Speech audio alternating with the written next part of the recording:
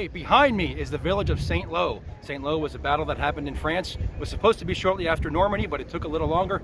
The guys behind me, they do an awesome thing. They're here, they're reenacting, they got all kinds of good information for you. They have an organization which they're going to talk about. They're also going to let you know what the battle was and take it from there and give you some information, help you educate on the history of the battle and their organization as well. So guys, take it out. Hey folks, my name is Damien. I'm going to wait for the air cover to pass by. My name is Damien Timofey, and we are the Greatest Generation Living History Association, shortly known as GIGLHA. We're currently at the Reading Air Show for World War II weekend in June of 2023, but we're portraying the 29th Infantry Division in 1944 in July. If you can see, our board is set up for all of the historical information, and I'm going to pass it off to one of our unit historians who could go into depth, Kai Trautenbach. The 29th Infantry landed on June 7th, 1944, a day after D-Day, and it was tasked with the objective of taking the town of St. Lo. St. Lo was a major crossroads town which we needed to take in order to break out from Normandy and advance towards Paris. However, that didn't happen. Air reconnaissance showed hedgerows and we were aware they were there. However, when we landed, we realized these hedgerows were much bigger than the ones in Britain, which we had trained with. The ones in France were roughly 10 feet tall and allowed the Germans to dig into them. They also were able to pre-sight these fields that the hedgerows divided up for mortar and artillery fire, which they continued to pound the 29th Infantry Division. In fact, they received so much artillery fire on this one road, they nicknamed it 88 Alley after the amount of 88mm artillery fire they were receiving. A month and a half later, they arrived in St. Lo on July 18th, 1944, in which the town was declared secure. Last up is our unit president, who'd like to say a couple words and then turn it over back to you guys to continue your tour. Thanks, Damien. So the Greatest Generation Living History Association, we find ourselves as a unique reenacting group. We tend to change impressions for every event that we portray. This way we get a large, grand scale and scope of the war. Every time that we go to a new event, you're going to see a different divisional patch on us. This way we learn about each divisional aspect that we possibly can. It's awesome to have one unit that you follow along with, but our group is very unique in that we just learn this entire war. Something else that's very unique about us is we go into the in-depth details between reconnaissance on the photos that we have here, into the unit histories, reading the personal accounts, all the way down to the minutiae, the nitty-gritty and the ephemera that the soldiers would have had with them. I think that really sets us apart, and we're really proud of that. What do you think, boys? 29! Let's go! There you have it. Good stuff. I do apologize. I wanted to get the battle on film. There's just so much here today. I kind of got tied up in some other stuff, so maybe next year. But we're going to take a trip around, see what it was like after it was occupied, and hopefully you'll like it. All right, here we are. Behind me, I got a C-53 Skytrooper. This is one of many, many displays here today. Obviously, we can't show you everything, but we're going to pick a couple cool things. And one thing here, this is Jason. Behind me is the C-53 we're talking about. He has a really cool story behind this, and he actually made an organization out of it. So I'm going to let Jason kind of introduce himself and let you know what he's got going here. Pretty cool stuff. Jason? Yes, so again, my name is Jason Capper. I'm the president and founder of Vintage Wings Incorporated. I'm also one of the captains on our C-53. Been in existence now for about 8 years. The airplane was, when I found it, was sitting abandoned in a field in Ohio. Hadn't flown in 24 years. So I talked the owner into selling the aircraft to me, and we kind of put together a nonprofit organization, which is called Vintage Wings Incorporated, which is who owns the airplane now. And it took us about 3 years to get the airplane to the point where we could ferry it out of that field, and then another 4 years after that to get it fully restored to the way you see it now. This is our second air show season flying the airplane. This is our second time here at Reading, and the airplane's only got about 30 some hours on it since total rebuild. So it's still a new warbird restoration, but the airplane's got close to 20 some thousand hours on it since it got built. Very cool. Yeah. Okay. Cool stuff. So we're going to take a quick tour of the inside. Jason will explain what's in there. Come check it out. All right, and we're inside of the C-53 Beach City Baby right now. As you can see by looking through the cabin here, the interior is set up to kind of give you all the different options and views of the different missions that the C-53 used to take on. Primarily, this airplane was used as a VIP transport during World War II. That's why we have the original C-53 airline style seats. We also have one section of bucket seats up front, which is what the paratroopers sat in. As you can see on the floor and stuff, we have mock cargo, replicating being a cargo aircraft during World War II.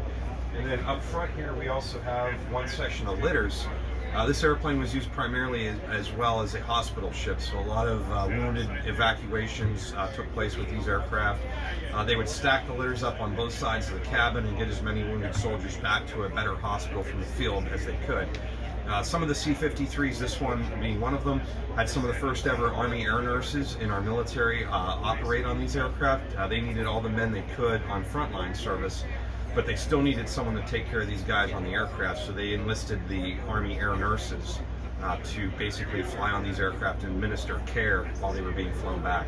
But the way you see the aircraft right now, we have a little bit of variation of all the different missions the airplane took on, but this is pretty much stock 1942, 1943. All right, here we are. We got another cool piece here. This is a piece that's currently at the museum. This is the P-2V Navy land-based sub hunter. With me is Pete. Pete actually flew on this aircraft during his military career, so he obviously knows this better than anybody. I'm going to let Pete kind of introduce himself and give you a quick rundown on the P-2V, and we'll take a look at the inside and see what's inside. Pete? Yes, thank you. Sam has this aircraft here open for display. Basically, as he indicated, we went out and hunted for submarines. Had the ability to destroy them as well. Thankfully, the Soviet Union was bankrupted in 1998-99, so we never had to drop flyboard. This aircraft was equipped in the 50s, late 50s, into the 60s to do that job. Flew over the Atlantic, the Pacific, and the Mediterranean. Basically, hunting for submarines. Really good. Cool. Well, thank you, Pete. We're going to we'll get inside the aircraft and kind of see what we got going on in there. All right, let's go check it out. Okay, this P-2V anti-submarine warfare aircraft. Our mission, naval intelligence would know generally where there might be Soviet bloc submarines that we were searching for, and we would go out in an area maybe the size of this field here at Reading, and we would know a general area that we'd want to go to. We would set up a pattern of sonobuoys, which I'll show you in the back of the aircraft, that would be dropped into the ocean, and there'd be a listening device on a cable that would sink down to a preset depth into the ocean, and then that would transmit, that we'd be able to monitor that pattern. And if we got sound coming from a particular point where it crossed, then we would fly forward to that site and try and localize it to a smaller position. And the pilots, the two pilots up here, would be just paying attention to the pilot, keeping it level and steady, while the other pilot would be handling communications and so forth with the working crew in the back doing the detecting and so forth. And all of that would be showing up here for position of where the sonobuoys and so forth. So that's generally the activity that would be involved up here. 8, 10, 12 hour flights. This is capable of staying out 14 or 15 with a full fuel load. Very unpressurized aircraft, not very comfortable. Low altitude, usually 2,000-3,000 feet when we're prosecuting a submarine. We're rarely over 10,000. When we go cross country for training purposes and go from the Atlantic to the Pacific, because the water conditions are different in the different oceans, we would have to get across the Rockies, and some of those mountains are 14,000 feet high. We would find a place where there were only 11 or 12. It was capable if you didn't have a full fuel load, and if it was a hot day, muggy day. That's always an issue with airplanes low altitude. Okay, again, pilots are concentrating on keeping the aircraft safe. In the area back here, you've got 4 or 5 people at the various sensor stations. You've got a radio man, navigator, sensor stations, so forth, radar, ECM, so forth. And then this area here is an area where we could shoot the stars to locate ourselves with a sextant and so forth up here. And I say the joke that for locating yourself, and people ask me what I used to do, I was electronic warfare, ECM, electronic countermeasures. And now I have to have either my granddaughter or great-granddaughter program my cell phone, because I'm 83 years old. So that's the reality. When I was young and nimble, 20, 25 years old, flying in this very crowded, complicated aircraft, I did a good job and everything, and I understood what was going on. But now coming back to give tours in it, I certainly recognize my physical ailments crawling through this aircraft. But when you're young, 20, 25, 30 years old, in an emergency we could move from one end to the other. If we had to bail out, which thankfully was rare, that was all the way to the back. So you had to be able to move, you know, get through all this tight. Okay, this is the action part of the P2V. These are the sonobuoys. The ordnanceman who works back here would have preset to a shallow or deep depth, depending on the nature of the information that the operators up there would be giving them. They'd be loaded under pressure into these, and then on a particular pattern, those would be discharged into the ocean in a pattern, and then the sensor operators up there would be monitoring what those would be telling them.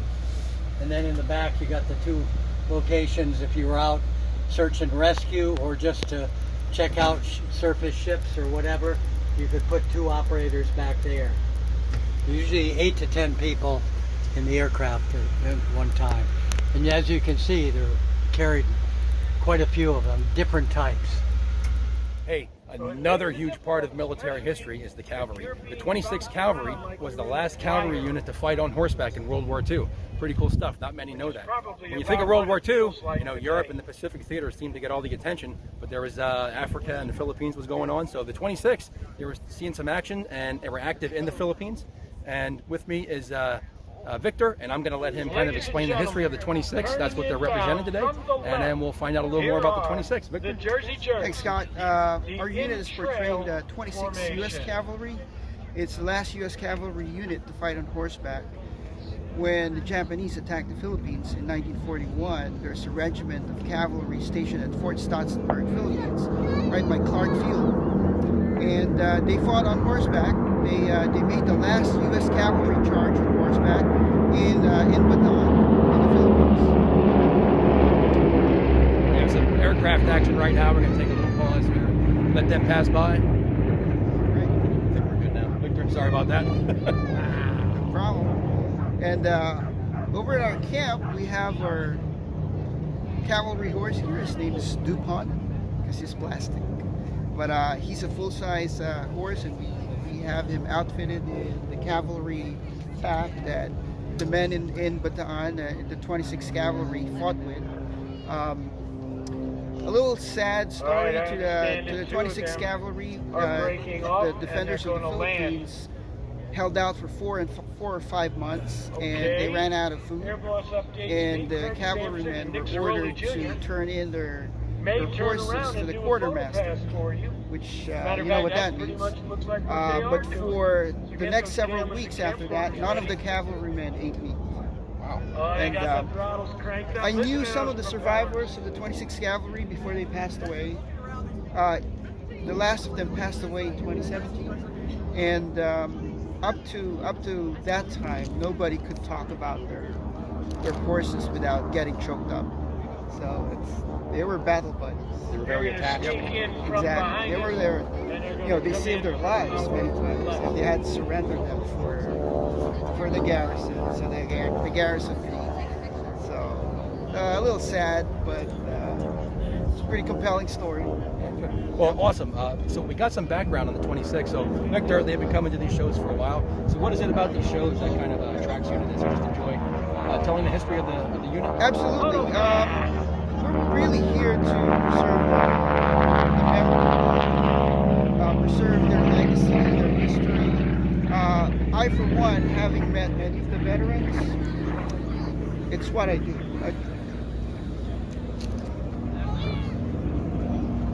Sorry. It's okay. So I met many of them, and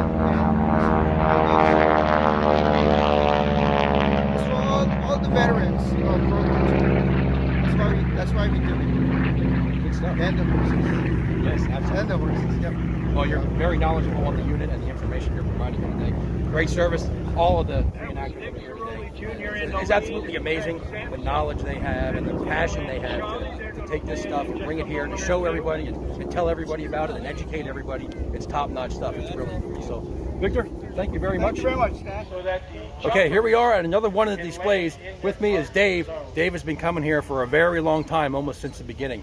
So I'm going to let him kind of give a brief introduction of all that. But what essentially this is as troop movement would happen in combat zones, medical attention had to go with them. So mobile aid stations would go with the troops in the field, and this is one of the examples. I'm going to let Dave take it and kind of explain what he's got going here and how he's got to where he's at. Dave? Welcome. Thank you for having me here. This is the 18th Portable Surgical Hospital. This is the precursor to MASH. MASH means mobile, we're portable. MASH can use trucks to move things, portable means I carry it on my back. Now back in the beginning of the World War II, a bunch of the top admirals, generals, medical administrators got together and figured the faster we can give aid to the wounded combat GI, that increases the chance of survival. Hence, we are 300 yards from the front line. We're also portable, so when the front line moves, we move. So in our ward here, which is where I'm standing, there's really not much that we have here. Same thing with our OR. We are in New Guinea, Sador, New Guinea. Currently, it's 95 plus temperature, 95 plus humidity. I ordered that from the Army, and they just don't disappoint me.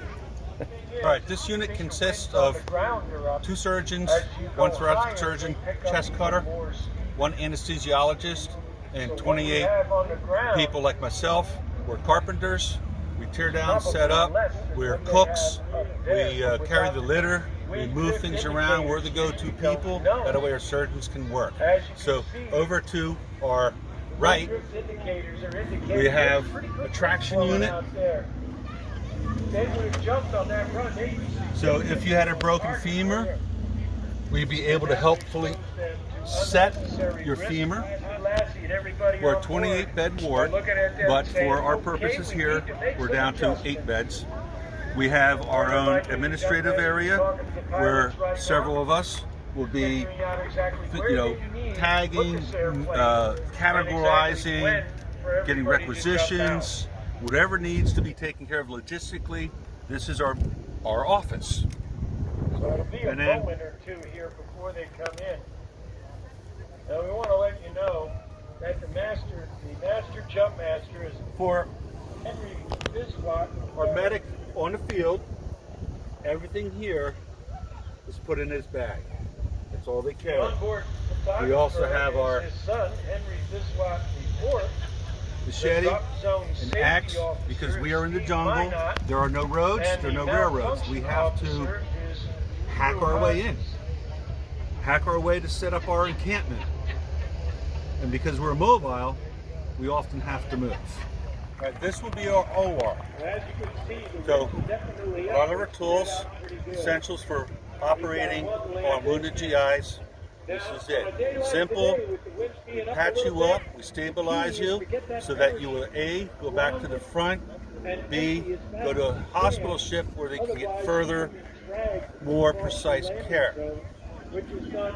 Behind me is my surgeon scrub station. Remember, we're in the jungle. It's 95 degrees heat, 95% humidity. Keeping things sterile and clean is very, very difficult, but we try our best. Hi, I'm Charlie. This is Linda. This is a World War II Army ambulance. It was used to transport casualties from the front lines back to field hospitals like the one behind us. This one in particular is a 1942 Dodge. It was made in Detroit, shipped overseas, and in the early 90s it was restored from the ground up, and on the 50th anniversary of D-Day in 1994 is pictured here on Omaha Beach. Omaha Beach. In Normandy. I bought it from the fellow who restored it, had one hand, and the other was a claw. And on the steering wheel, you can see where there was an attachment where the claw was able to turn the steering wheel. I have a medic bag. This is my dad's from the war.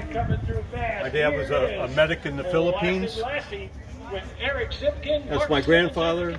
That's my dad at age 17. He applied to medical school at 17 because you could do that back then. And they say if you survive the war, we'll save you a place in the next class. He survived the war, thankfully. Came back, went to medical school, became an orthopedic surgeon, and was one of 4 candidates for U.S. Surgeon General under George Bush I.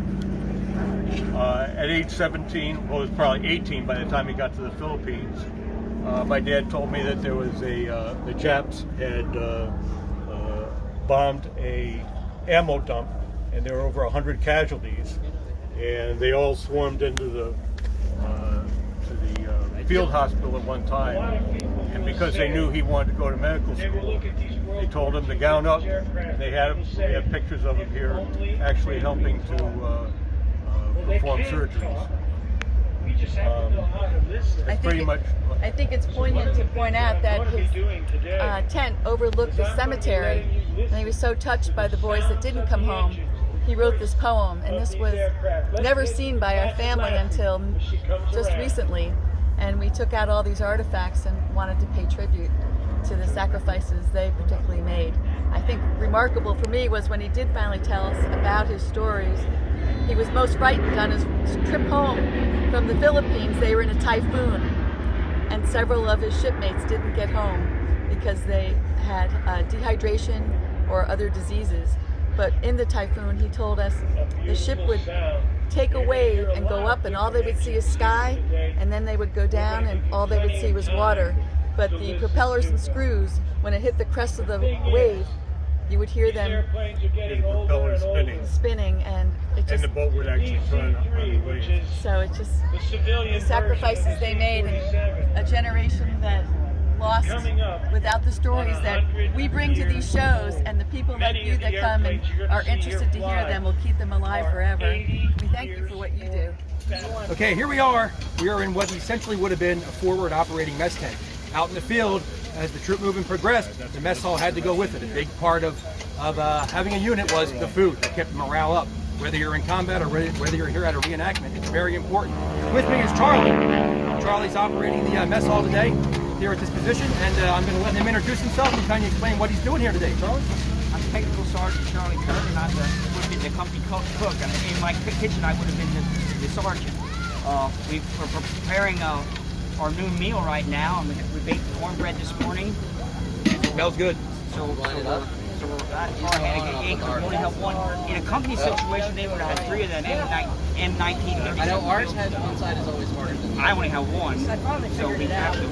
Because this is Mark. Right now we're heating the chili up on there, so we can't use it as an oven. But you can use that as an oven or a stove. And we would have made the coffee and stuff down there, and I perform like for breakfast. We would have made the coffee down. Dishwater's out front there. Where they cook.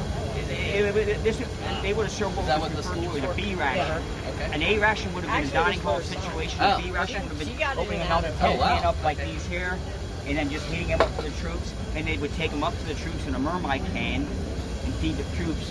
I was told once a day. They could try to get a hot meal to them. Otherwise, they'd have to rely on their C or K rations. An A ration, I think I mentioned the A ration would have been a dining hall situation. But up in the field kitchen would be B, and then they would try to feed the troops with it. Very good. Very good. Well, there you go. Charlie has a very important job today. If he doesn't get back to work, there may be some ticked off people out. So I'm going to let Charlie get back at it and make some food. Thank you.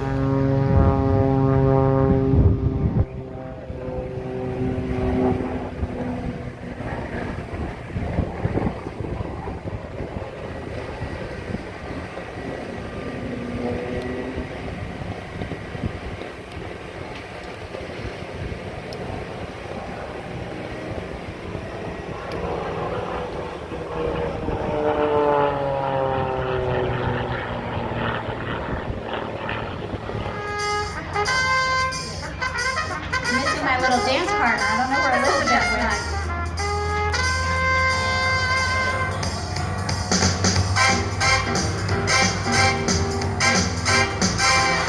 He was a famous trumpet from out Chicago way. He had a boogie sound but no one else could play. He was a top man at his craft. But that is not the same that he was wrong with the tracks. He's in the army now, a blowing heavily. He's the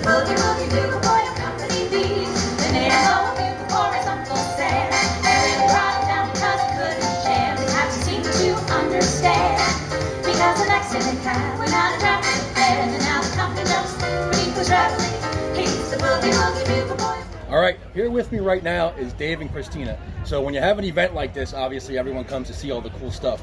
But there is so much work that goes on behind the scenes for an event like this. I think it's important to let you guys know just a small piece of the puzzle. There's so many people that contribute to this, but Dave and Christina are in charge of all the media here. And of course, obviously you can imagine throughout the year, they're sending messages, making phone calls, doing all kinds of stuff. So I just wanted to introduce them, let you meet them, and kind of give their side of the story on what all goes into making events like this happen. So Dave, Christina, feel free to introduce yourself and kind of explain what goes all into this to make this happen. Hi, I'm Tina. I'm David. We are the media coordinators for World War II weekend. We coordinate, wrangle the media, herd the media, and organize by media, war correspondent, and enthusiasts. They're all welcome here. Of course, they all receive a different level of vetting before we give them their credentials, such as a badge, a media vest. And our work starts usually around January 2nd. We receive our first media request. Some of the other aspects of our job, we have started 2 new events. A night photo shoot where we line up the aircraft, we wet down the taxiway, and they start their engines one at a time, and professional photographers come out and they photograph them in such a way that you can tell their engines are running. It's just a beautiful shot. Absolutely, cool stuff. The other event geared towards the media and the enthusiasts is a dedicated photo pit. We have established via the FAA and FISO and the Airport Authority and the museum a dedicated area on the other side of the airfield where, again, enthusiasts and professional photographers and media can go and get nice, clean, beautiful ground-to-air photography without being surrounded by a crowd. Yeah, absolutely. So, and we work up till the day before we leave. We're still working right up till the time we leave the house, answering media requests.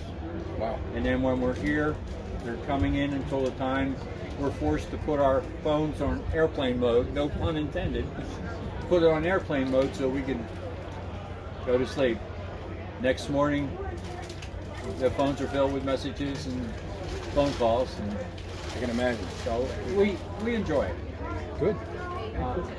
My background is in photography and journalism. I'm the author of 7 nonfiction aviation books, and now at the point in my career, I just want to do this for my colleagues, for my fellow photographers, to get them involved. Sure. Keep the enthusiasm up for aviation photography. And Christina? Hey, I'm just here backing them up. That's Yes. my job. Behind every good man is a good woman. And, absolutely. And she really does a good job. Proofreads my guidance that I send out, and my emails, and all that, and answers the phone, and good stuff. Good duo. Yes. Yes, Just we to work well together. give you an example, this is the book of media requests. Okay, and they're broken down by media, war correspondent, events such as photo walks. Our photo escort team, we have a team of photo escorts because we can't let them wander around unescorted. And we have one form here for photo use. If you become a member of the media or a war correspondent, you commit to donating at least 20 images to the museum for them to use. So if you see a photo on a brochure or a postcard from the museum. It most likely came from one of our media members or from our war correspondent. They're also displayed in the Reading Airport Terminal. Okay, cool. Yeah, it's a very impressive display over there. Good stuff. And there you have it, Dave and Christina. Just a small part of what goes on here behind the scenes, and again, they're doing this volunteer in their own time. So exactly, you know, thank God for people like them that enjoy doing this. If it wouldn't be for them, these events wouldn't happen. So again, Dave and Christina, thank you very much.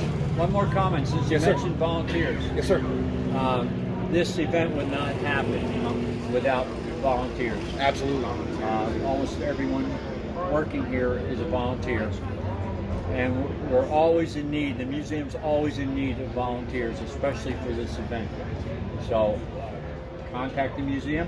If you're inclined to volunteer, we certainly won't turn you away. There you go.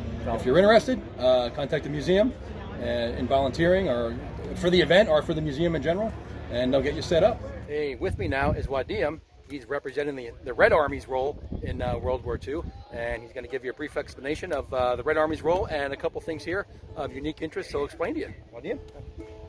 My name is Vadim. I repeat one more time. I represent Soviet Army, Red Army in the World War II. So not everybody understands that Russian Army suffer biggest losses and hardest war in time from 1941 to 1945. I tried to show here for the public what's happened in Russia at time of Nazi invasion. It's a lot of some mannequins here which can show to American public what Russian troops were in the winter time, because many people curious what Russians were in the winter. I have two exponents here which you can see later on. Also I have some display. Everything it's come from this time. It's not reproduction, it's original items. Here you can see just boiler. Some people think it's coffee maker. No, it's a water boiler, just to make it tea. Some musical instrument which sometimes in time of peace, if it's happened on the battlefield, some people can listen music. Also some personal stuff with soldiers able to carry. Here I'm doing this since 2000 for last 23 years. Public which coming in very interested in the World War II history. We try to help them to achieve better results. Well, thank you for what you do for educating the public. Thank you. Hey, with me here is Steve. Today he's here representing the Russian partisans. So I'm going to let him this is a really cool story. I didn't know much about this until I came up and started talking to Steve. So I'm going to let him give an introduction of himself and tell you what it was all about. Steve? Yes, well, a lot of people have heard about the French resistance. They had these resistance fighters in the Eastern Theater, but there was a difference. When the Germans overran the Soviet Union, areas that we call Ukraine and Belarus and the eastern part of Russia today, or the western part of Russia, excuse me. Initially, Joseph Stalin, who was really a control freak, only wanted Russian soldiers who had been left behind to form partisan units. Now, a partisan is a non-professional fighting force, and Russia had a long history of these going back, but the problem is the tradition of the partisan was freedom, because what they would do is go off into the woods, they'd arm themselves, and then they did whatever they wanted. And Stalin was a control freak. He did not want that to happen. But after a year, all of those soldiers who had been cut off were dead, and so he issued an order to say everybody go out, everybody become a partisan. Men, women, didn't matter your ethnic background, it didn't matter your religion. There were partisan groups made of Jewish people, and what they did is they went into the woods so the Germans couldn't find them, and they armed themselves and they fed themselves, and eventually the Russian government was dropping supplies to them. And they would build in the woods, they'd build hospitals, and they had like USO troops that came around to entertain them. But in the early years, it was rough, because they were looked on by the Germans as terrorists because they were civilians in arms. They were not a formal army. And so basically the Germans just executed them whenever they found them. So it was a very dangerous occupation. Now, some of them were really strong communist groups, and they just went out and killed Germans, and they didn't care what happened to the local communities, because the Germans often, after such an attack, would take it out on the local village. Others were more local. They wanted to defend those villages, and so they stayed in the area, and they were a little more circumspect about what they did to the Germans, because they didn't want people who had stayed back in the village to bear the brunt of it.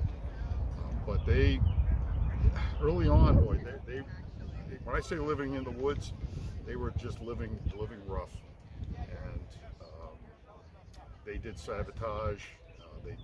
Eventually they came out when the Russian army began to push the Germans back. The partisan groups came out and joined the Russian army in the attacks.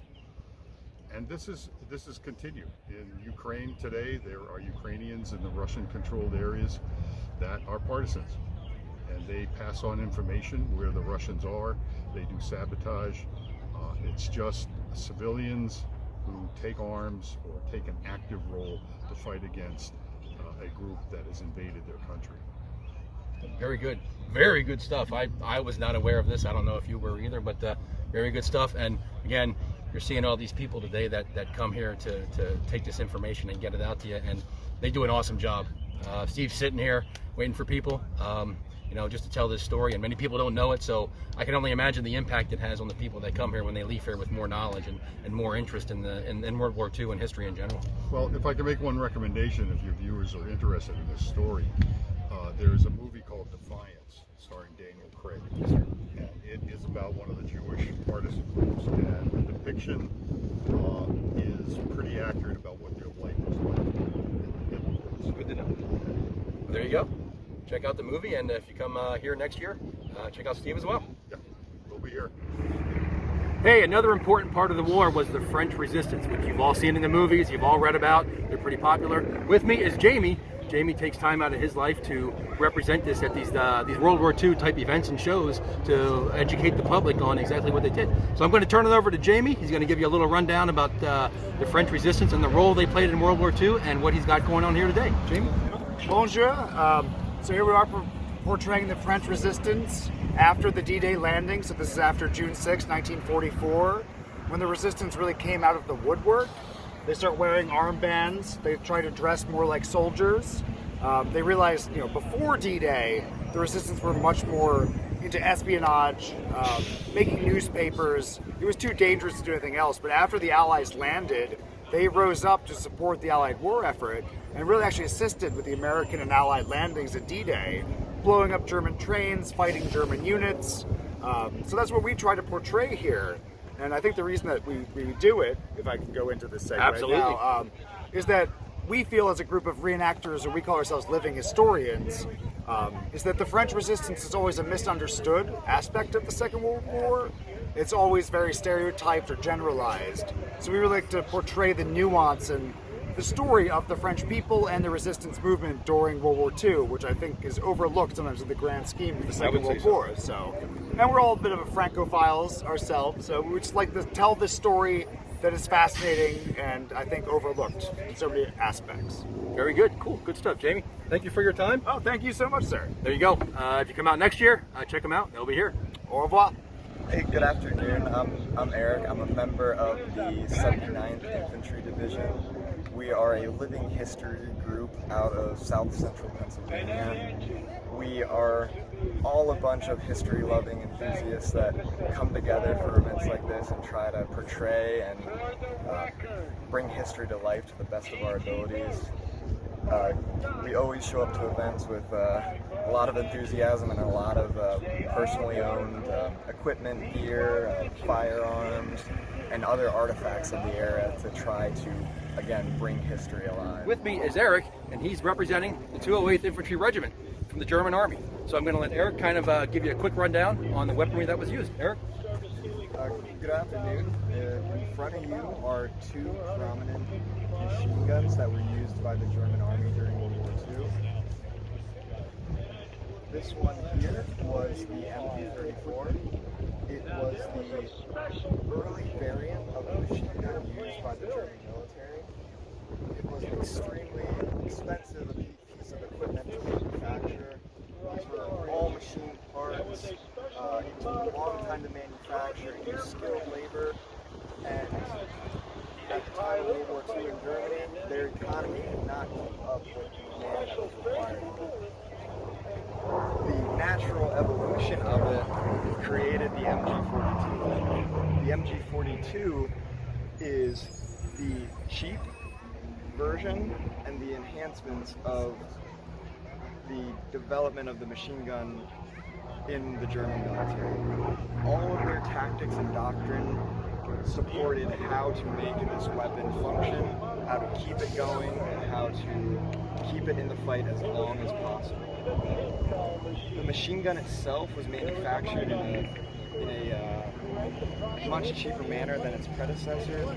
It features mechanisms that represent significant developments in the power of automatic weapons at the time.